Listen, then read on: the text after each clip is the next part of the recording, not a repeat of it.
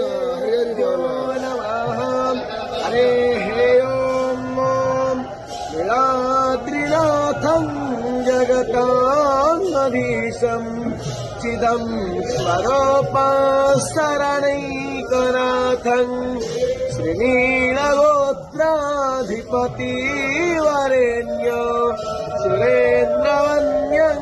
प्रणतोऽस्मि नित्यं शङ्खचक्रं सकिरीटकुण्डलं सपीतवस्त्रं शरशिरोभक्षणं सहारवक्षस्थलकौस्तुभास्त्रियं नमामि विष्णु